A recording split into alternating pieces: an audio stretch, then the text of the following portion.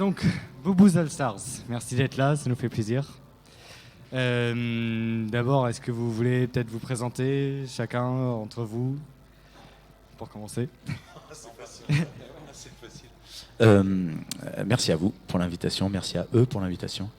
Boubous All Stars, ils vous diront un peu plus précisément ce qu'ils font eux comme travail. Très beau travail. Nous, on est en guest. Moi, je m'appelle Joss Barry et j'ai été invité avec eux pour faire respecter le concept qu'ils ont, dont ils vont vous parler quand je leur aurai passé le mic dans 3 secondes et demie. Très bien. Alors moi c'est John, je fais partie du Boubous All Stars et donc du coup pour te parler un peu plus du projet, moi je suis plus à l'initiative du projet, Oliver aussi, et on a invité pendant 2 années des artistes à venir tous les mois dans notre studio. Et pour faire des covers de morceaux qui ne sont pas des morceaux de reggae à la base, en faire des versions reggae, des arrangements reggae. Et donc l'idée c'était chaque mois d'inviter un artiste. Donc Joss était un de ces artistes-là. Moi John, je suis plus derrière aux instruments, Oliver aussi. Voilà, du coup je t'ai présenté. Quelle belle introduction, merci John. C'était pour merci différencier les artistes du groupe, du backing, quoi. C'était super. Tu peux faire de la télé quand tu veux. Donc, moi, c'est Oliver Smith. Je suis docteur en physique des particules. Oui, tout ce qui est accéléromètre de particules, physique quantique, etc. Et je suis donc aussi claviériste dans le groupe Boubous All Stars. Voilà, et chanteur. Très bien. Voilà. Et enfin, pour moi, je m'appelle Max Livio. Comme l'a dit Joss, on est content d'être là, invité par le Boubous All Stars en guest. Ok. Qu'est-ce que ça vous fait aujourd'hui d'être là au Sunska pour vous? Alors c'est une belle opportunité pour nous. On est de Bordeaux, le groupe est de Bordeaux à la base. D'accord. C'est un festival qu'on connaît depuis longtemps. Ça fait 15 ans qu'on traîne dans ce festival. Et on a eu l'occasion pas mal de fois avec pas mal de projets différents de venir jouer ici. Là, ça nous tardait de venir avec le projet Boubous All Stars parce que c'est un peu notre bébé depuis 3 ans. Ouais. Et donc, voilà, super de jouer à une heure un petit peu... c'était un petit peu tôt pour nous parce qu'on aurait aimé avoir plus de monde. Mais les gens étaient déjà là quand même pas mal et étaient chauds, quoi. Donc, voilà, c'était cool. Très bien. Je ne sais pas si le public a des questions. Oui.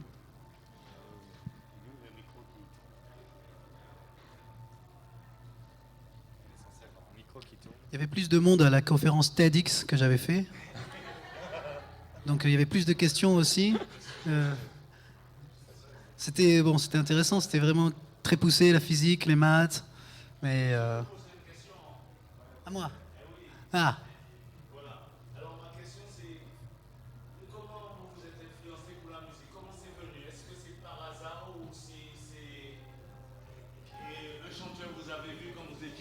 Qu'est-ce qui vous a influencé vraiment? Parce que la musique, on est influencé par quelque chose. C'est arrivé où? Quel était ce rêve d'enfant que vous aviez avant de pouvoir faire la musique? Quelle belle question. Quelle belle question. Eh bien, écoute, du coup, je vais parler très personnellement.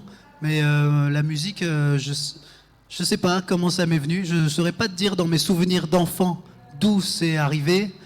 Mais en tout cas, elle a toujours été là à m'accompagner dans mon enfance, hein, dans des moments un peu difficiles de mon enfance. Elle m'a fait beaucoup de bien. Et si peut-être que je me rappelle d'un CD, un compact disque, ça, oui. qui m'avait beaucoup touché. C'était un truc de piano classique, où il y avait des grands classiques de piano. Et moi, ça m'avait beaucoup touché à l'époque où j'étais enfant. Et j'avais demandé très tôt à mes parents de m'inscrire au piano.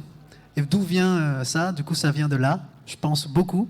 Et puis de fil en aiguille, les premiers petits pianos pour voir si la musique me plaisait vraiment et si vraiment ça allait donner quelque chose en moi. Et derrière, ben oui, ok, notre enfant, il a vraiment envie de faire ça, je pense. Donc inscrivons-le à prendre des cours de musique et on verra bien le parcours qu'il fera.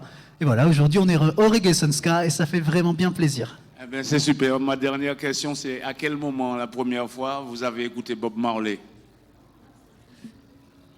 Moi, je peux répondre, mais moi, je pense que c'est justement ça, mon souvenir d'enfance. Donc, c'est Oliver qui t'a répondu sur cette question-là, mais moi, j'ai souvenir d'une cassette, 2 titres, avec Iron Lion Zion de Marley. Mais c'est un vieux, lui. Ouais, je suis un peu plus vieux qu'Olive. Et je crois que c'est cet artiste qui m'a donné, en tout cas, envie d'écouter de la musique vraiment et de tendre vraiment l'oreille. Et ensuite, l'instrument est venu plus tard. Moi, je suis né donc le 19 juillet 1980. On va revenir du départ. Non, je vous la fais courte. Voilà, ce moment. Et puis après, acheter une première guitare, acheter un ampli, jouer en groupe, avoir un premier groupe, un deuxième groupe, troisième groupe, et puis avoir des projets de plus en plus sérieux, de plus en plus finir par travailler avec la musique. Et aujourd'hui, proposer un projet dont on est fier et qui est quand même encore un projet d'enfant, c'est le Boo All Stars, quoi. Eh bien, merci. Hein. Voilà. Merci Assis.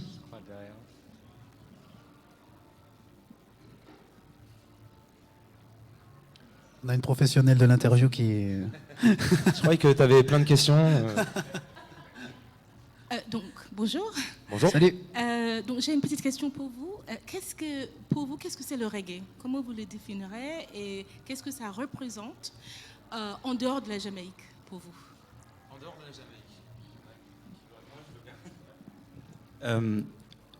Je saute sur l'occasion pour répondre à cette question parce qu'en fait, ils ont invité. Je vous invite à checker les différentes vidéos en studio qu'ils ont fait parce qu'en plus c'est bien gaulé et c'est fait pour être regardé en plus d'être écouté. Même s'il y a 2 albums qui existent, il y a aussi des vidéos et c'est très bien filmé, c'est bien foutu. Ils ont invité beaucoup d'artistes qui sont pas du monde du reggae, justement, ce qui montre bien, je pense, que le reggae est universel, c'est-à-dire que quand tu joues bien du reggae, que tu invites des artistes qui viennent d'un autre monde, à partir du moment où tu le joues bien, moi je viens de la soul et du R&B, c'est un peu mon monde, et du hip-hop, et j'ai l'habitude de dire que c'est peut-être, alors je vais peut-être choquer les puristes, les gens du solfège, etc., mais moi, dans mon feeling, le reggae, c'est une façon de jouer la soul avec un contretemps, c'est-à-dire que c'est une histoire d'émotion et de feeling, et s'il y a bien un courant généraliste de musique dans lequel tout ça se retrouve, c'est la black music. Et pour moi, on fait partie tout simplement de la même famille. Donc, ma définition du reggae, c'est la belle histoire d'une île qui a réussi à conquérir le cœur du monde entier. Alors du coup, j'en viens à la Jamaïque, hein, mais on est obligé. Hein.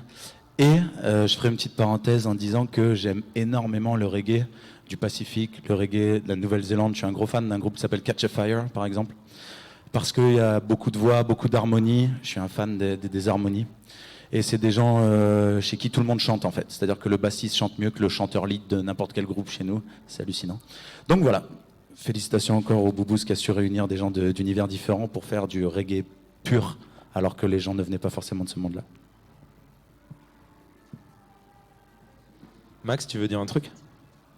C'est cool. Oui, moi j'ai une question pour vous. Comment est-ce que non. Comment est-ce que vous choisissez vos guests, les boubous? De plusieurs façons. Soit on a vraiment quelqu'un qu'on a envie de faire venir chez nous et avec qui on a envie de travailler. Donc pour ça, on essaie de trouver un morceau qui va lui aller. Et donc on essaye aussi de se dire que c'est la proposition artistique qui va lui donner envie de... Parce qu'au départ, on est parti de rien, personne ne connaissait le projet. Voilà.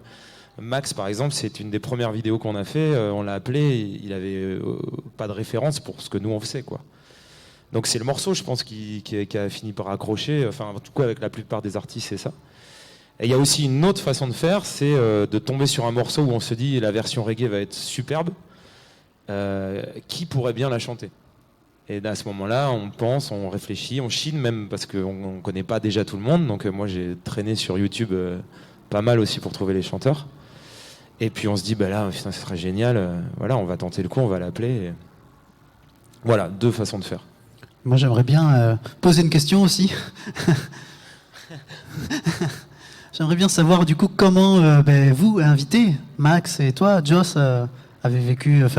comment vous avez vécu ces invitations? D'où ça, comment ça s'est goupillé. Du coup, pour continuer ta question, voir un peu l'envers du décor, mais aussi du côté de l'artiste qui a pris part à notre projet. C'est le chèque. C'est le chèque. Pour moi, c'était complètement nouveau de se prêter au jeu de la cover. Tout le monde n'a pas cette habitude de reprendre des titres, qui plus est des grands standards. Et là, pour la petite anecdote avec le Booboos All Star, ça s'est passé de la manière suivante. Lorsqu'ils m'ont appelé pour me solliciter sur ce projet, on avait discuté d'un autre titre, qui était un titre de Noir Désir, qui s'appelait À l'endroit, à l'envers. Donc il a quand même fallu que je découvre une chanson que je ne connaissais pas. Et preuve en est, ça ne matche pas avec toutes les reprises. Et on n'a pas trouvé quelque chose à proposer. On a échangé et puis on a pris le temps. Et ça reste de l'initiative du Booboos. Ce titre, par exemple, pour mon cas, c'est La Nuit je mens d'Alain Bachung. Et moi, je connaissais pas du tout l'univers d'Alain Bachung, donc c'est encore plus intéressant de souligner qu'on a repris un titre d'un artiste dont je connaissais que l'envers du décor, du moins ce qu'on voulait bien nous montrer. Donc il m'a fallu quand même aller écouter quelques titres, aller écouter des albums pour entrer dans l'univers de l'artiste. Et la finalité, c'est que c'est avant tout un challenge de se mettre dans la peau d'un artiste tout en gardant une part de nous-mêmes. Et c'est forcément un plaisir d'arranger un morceau qui ne se prêtait pas pour du reggae. Et là, c'est notre expérience, le recul qu'on a sur cette musique qui, je pense, donne le goût final.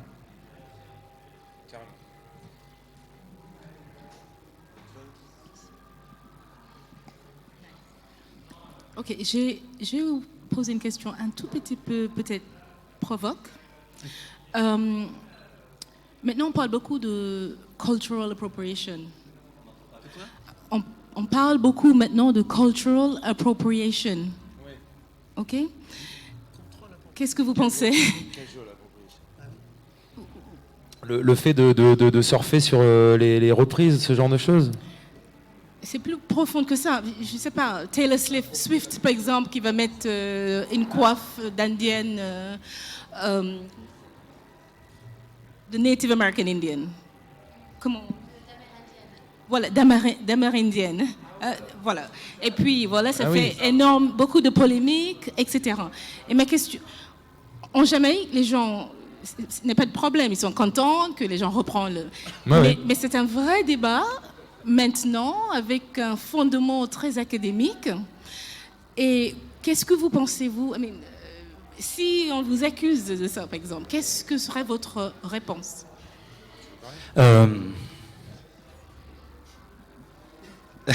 C'est très compliqué et moi je suis assez pragmatique dans mes réponses. Si la manière de le faire est bienveillante, ceux qui sont pas contents se rhabillent. C'est-à-dire que moi, par exemple, dans mon style vestimentaire, dans mon style musical, j'ai été influencé beaucoup par l'Amérique noire américaine des années 90, par exemple. Il faudrait que je m'en veuille. Vous voyez ce que je veux dire?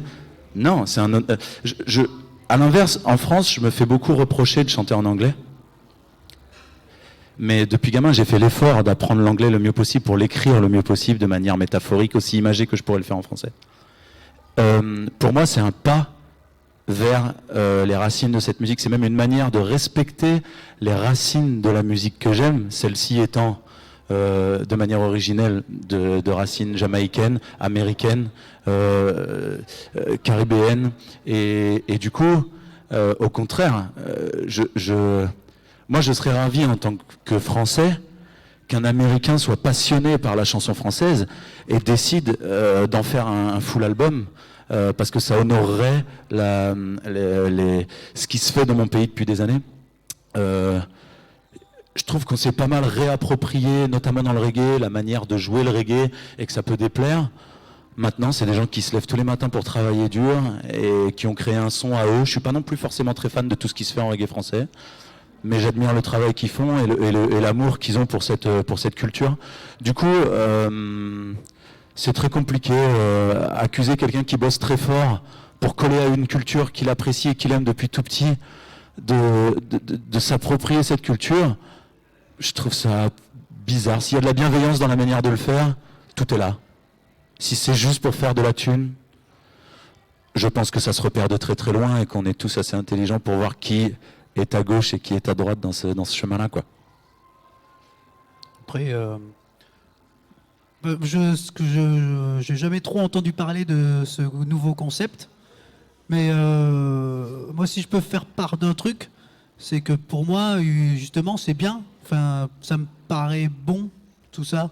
C'est justement s'approprier quelque chose, surtout la culture. C'est quelque chose, ça doit se répandre, c'est fait pour ça. Ça doit se transmettre, ça doit s'échanger, c'est fait pour se partager, c'est fait pour évoluer. Et justement, c'est le mélange de plein de choses qui amène d'autres trucs. Donc, pour moi, c'est bien. Enfin, je ne connais pas exactement le débat, hein, le grand sujet du débat, mais si je devais te dire ce que j'en pense comme ça, pour moi, il faut que la culture, c'est fait pour se répandre, c'est fait pour s'échanger, et c'est fait pour, pour que tout le monde puisse être touché. Et donc tant mieux si on se l'approprie d'une manière simple ou d'une manière complexe, du temps que ça le fait et que ça partage des vibrations, ça partage des sentiments vers les autres. Voilà. Autre chose? Non? Ok. Ben, merci beaucoup à vous tous. Parker, merci. C'était un plaisir. À bientôt.